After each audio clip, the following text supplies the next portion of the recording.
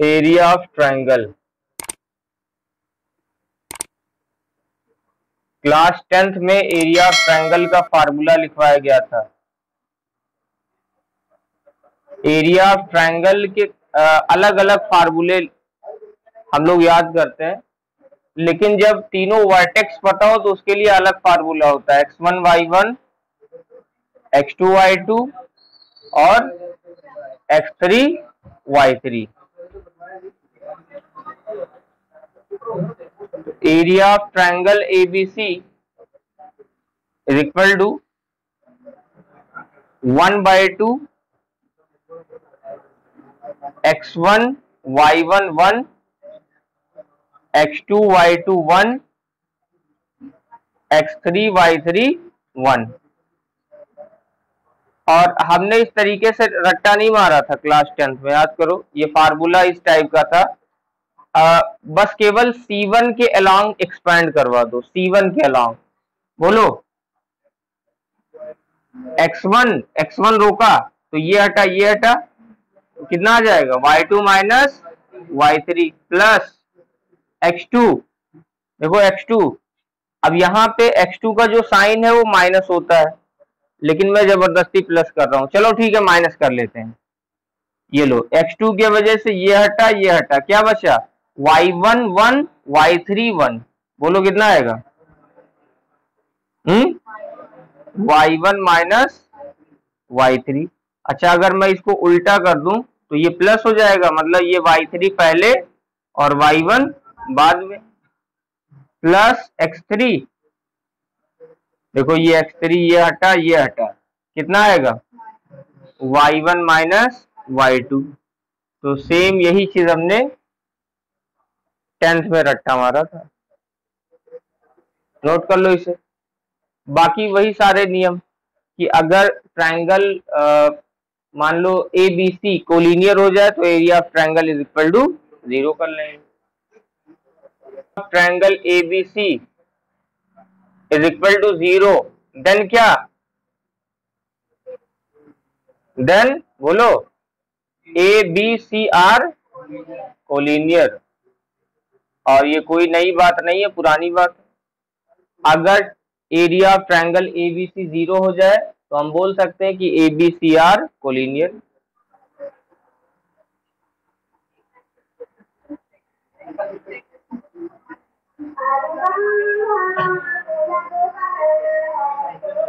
One 0 6 0 4 3। Find area of triangle with vertices at the point given in each of the following। Vertex given है, area निकालना है। अच्छा, अब इसको मैं क्या समझ रहा हूँ, x1 y1, ये क्या है x2 y2, ये x3 y3। तो एरिया ऑफ ट्रायंगल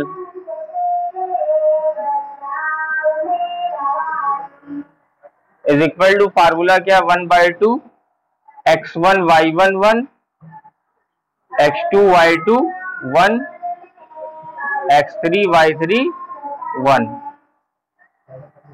1/2। अच्छा, सवाल में कहीं पे ऐसा मेंशन है कि डिटर्मिनेंट मेथड लगाओ, नहीं लिखा है। तो अगर कोई हाई स्कूल वाला वो फार्मूला अप्लाई कर देता है, असल में वो फार्मूला ये फार्मूला दोनों सेम है, लिखने का तरीका अलग अलग है, समझो। तो अगर कोई वो डायरेक्ट अप्लाई कर दे रहा है तब भी सही है, लेकिन कई बार लिखा रहता है कि यूजिंग डिटर्मिनेंट, है ना, तब मजबूरी है कि हम इसी तरीके पे आए। चलो, x1 y1 कितना है 1 0 1, x2 y2 6 0 1, x3 y3 4 3 1,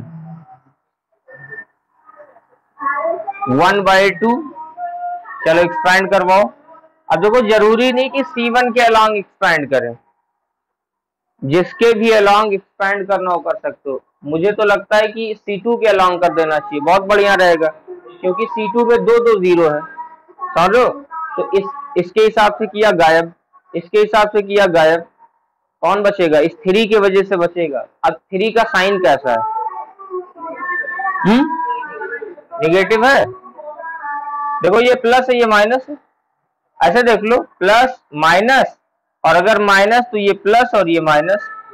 इसका पोजीशन अगर याद है तो ऐसे ही बता सकते हो। ये क्या है, तीसरा रो दूसरा कॉलम, 3 2 5 ऑड माइनस, तीसरा रो दूसरा कॉलम, A32 है, क्या है A32, तो 3 2 5 अगर ऑड आ रहा है तो माइनस, ये -3 और इसके वजह से ये हटा क्या बचा 1161, तो 1 - 6 सही है। और यहां पे लिख देंगे एक्सपैंडिंग अलोंग C2। ये सब टाइम बचाने का तरीका, देखो ये 5 या 15/2 स्क्वायर यूनिट वैल्यू से मतलब होता है। तो क्वेश्चन नंबर 3 पढ़ के देखो, लिखा है फाइंड वैल्यूज ऑफ के if area of triangle is 4 square units and vertices. एक ट्रायंगल है, ऐसे फोटो बना सकते हो, ना बनाओ तब भी चलेगा, k, 0 और b है 4 0 और c 0, 2 और यहाँ पे देख लो लिखा है फाइंड वैल्यूज ऑफ के। वैल्यूज मतलब सवाल ही कुछ इशारा कर रहा है कि के एक से ज्यादा वैल्यू हो सकते हैं, जरूरी नहीं कि एक से ज्यादा हो, लेकिन एक से ज्यादा हो सकते हैं। तो लिखेंगे गिवन दैट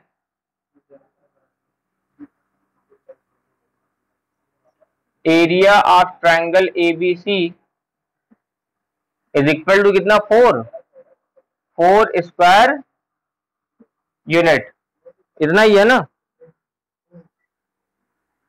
अब एरिया का फार्मूला लगाओ, 1/2 x1 y1 1 x2 y2 1 x3 y3 1।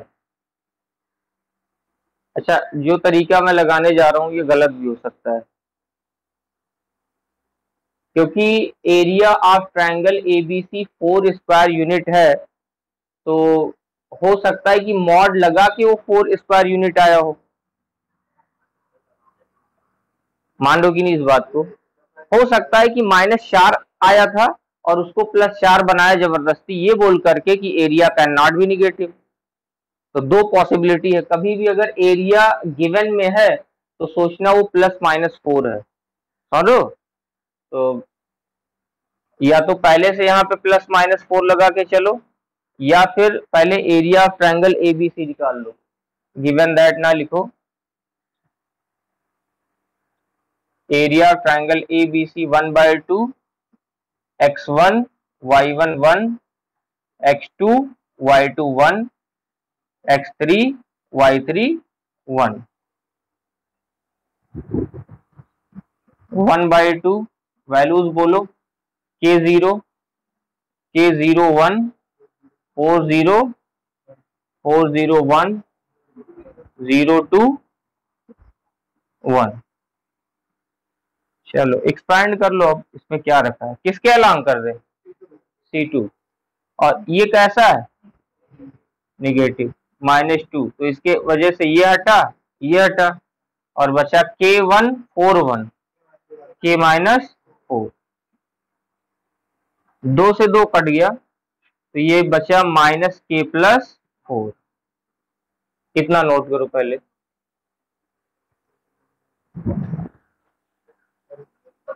4, लेकिन हम इसको सही फॉर्म नहीं मानते, हम इसको मानते हैं मॉड लगा के।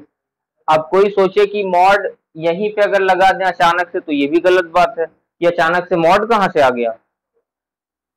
एक नियम होता है ना कि स्टार्टिंग से चल रहा था तो अच्छा लग रहा है, अब यहां से अगर कोई मॉड ऐसे लगा रहा है, देखो ऐसे थोड़ा अजीब लगेगा, समझो। 4 स्क्वायर यूनिट, देखो अब मॉड जब हटता है, इधर से मॉड हटाया तो इधर लगेगा +-। ये प्रॉपर्टी है कि अगर मॉड x इक्वल टू लिखा है मान लो a, ठीक है, then x is equal to +-a, लेकिन हमेशा नहीं, a जो है greater than or equal to 0 होना चाहिए तब। अगर मान लो mod x is equal to a है और a लेस देन 0 है, मतलब a निगेटिव है, तो x का कोई भी सॉल्यूशन नहीं होगा, नो सॉल्यूशन। समझो? तो मॉड हटा तो इधर क्या लगा, प्लस माइनस। अब एक बार प्लस ले लो, तो माइनस के प्लस 4 इज इक्वल टू 4, या फिर माइनस के प्लस 4 इज इक्वल टू -4। तो ये 4 से 4 कटा, के की वैल्यू एक आ गई 0, और यहां से के कितना आ जाएगा 8। Equation of line joining 1, 2 and 3, 6 using determinants. अच्छा, वो यूजिंग डिटर्मिनेंट ना बोलता तो अपने पास पुराना तरीका है, y माइनस y1, ये वाला फार्मूला देखो, y minus y1 is equal to y2 minus y1 upon x2 minus x1 into x minus x1। ये फार्मूला है 2 पॉइंट वाला, लेकिन आगे लिखा है कि डिटर्मिनेंट मेथड यूज करके। अब सोचो डिटर्मिनेंट कैसे इस्तेमाल करें इसमें। डिटर्मिनेंट जो अभी फार्मूला हमने नोट किया वो तो एरिया ऑफ ट्रायंगल के लिए, लेकिन फिर भी उस फार्मूले को इसके लिए इस्तेमाल किया जा सकता है, इस सवाल के लिए। कैसे बोलो? अगर एक लाइन है, सोचो एक लाइन है, एक लाइन पर 2 पॉइंट गिवन है, यहां पे बना दो, एक लाइन है उस पर 2 पॉइंट गिवन है, एक है 1, 2 और एक है 3, 6। अच्छा, 2 points are always collinear. 2 point जो है हमेशा कोलिनियर होते हैं, हमेशा, चाहे एक जमीन पे हो और एक आसमान में हो, उसको एक लाइन से मिलाया जा सकता है। डर किस बात का रहता है? 3 पॉइंट का। जैसे मान लो एक पॉइंट तीसरा है, तब हमें डर लगता है कि वो तीसरा पॉइंट उस लाइन पे है कि नहीं है। समझो? तो अब देखो 2 पॉइंट है, एक पॉइंट और मिल जाए बस डिटर्मिनेंट लगा दें। तो एक पॉइंट सोचो जो अपना इक्वेशन आने वाला है वो किस में आएगा। हम ये सोच करके चलते हैं कि इक्वेशन किस में आएगा, एक्स और वाई में। तो एक्स कामा वाई एक तीसरा पॉइंट हम मान के चल रहे हैं, x comma y.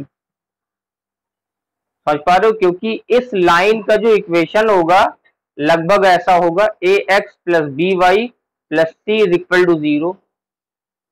General form mind में तो रहना चाहिए ना। अब क्या लिखेंगे? ये तीनों पॉइंट जो भी है, ये तीनों कैसे हैं? कोलिनियर है। तो एरिया ऑफ ट्रायंगल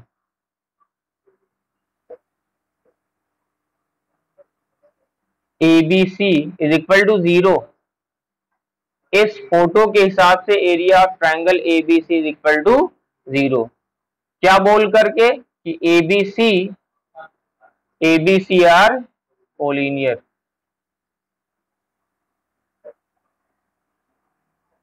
तो 1/2 x1 y1 1, x2 y2 1, x3 y3 1 is equal to 0।